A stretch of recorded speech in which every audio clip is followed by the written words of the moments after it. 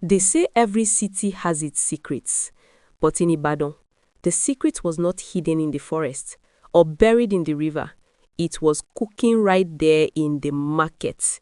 And every time the smoke rose from that black pot, evil smiled. In the bustling city of Ibadan, there lived a woman named Mama Stella. Ha ha ha ha ha. If you had tasted her food, you would have sworn that angels themselves taught her how to cook. Her amala was soft like velvet. Her ewedu soup danced with aroma, and her stew could wake a dead man's appetite. Every market day, the air would carry that sweet smell of her food across the square.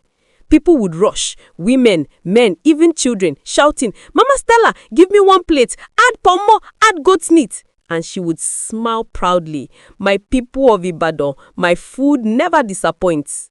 But not everything sweet comes from sugar. Sometimes the sweetest thing hides the darkest secret. You see, long before her fame began, Mama Stella had gone to visit a strange old man, a babalawo, a traditional priest in the forest behind the hills. They said she wanted her business to grow faster, to make the whole city buy her food every single day. And the man gave her something, a small black charm wrapped in red cloth. He told her, "Mix it with your stew every morning and say the words I teach you. No one will resist your food. They will crave it. They will love you forever."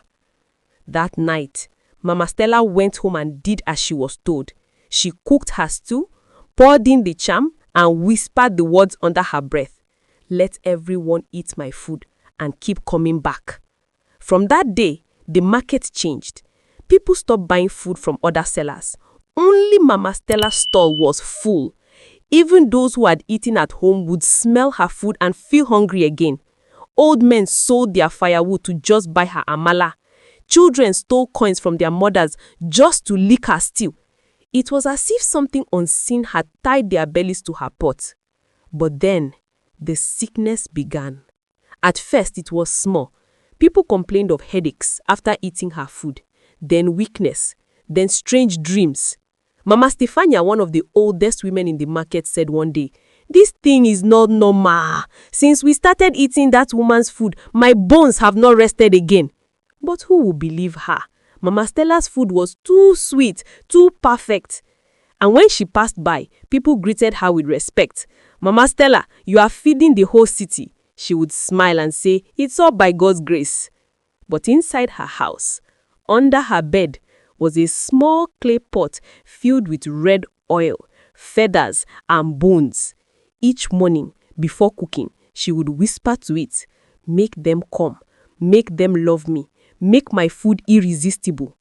Soon, even the elders noticed that something was wrong. Children who ate her food began to fall sick. Traders could not walk for long without feeling dizzy.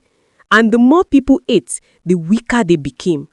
One day, Baba Sunday the palm wine tapper said angrily, "There is power behind that woman's pot. Ordinary stew cannot control people like this." But no one dared confront her. Because you see, Mama Stella was loved and feared. She had money. She helped widows. She gave food to the poor. So who would accuse her of evil?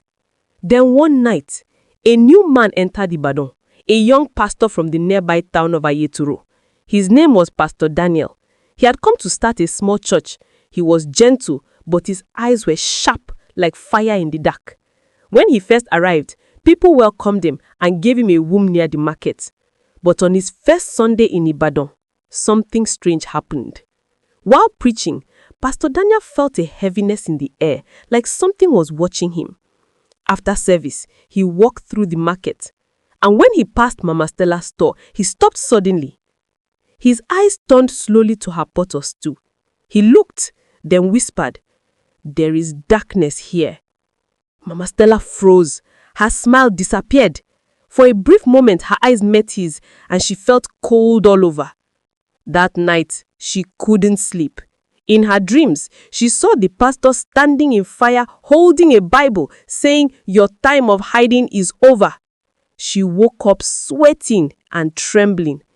The next morning, she went to the forest shrine to renew her charm. But when she reached there, the pot was dry. The ground was cold, and a voice whispered from the wind, "Your power is dying." From that moment, her fear began to grow. Everywhere she went, Pastor Daniel's shadow seemed to follow her. And soon, the people of Ibadan began to whisper again, "Something is not right with that woman." Pastor Daniel said he would pray over the market. That was when the battle between light and darkness began in Ibadan. And by the time it ended, the whole city would never remain the same again. The next market day, fire would fall, secrets would break open, and Ibadan would finally see the true face of Mama Stella.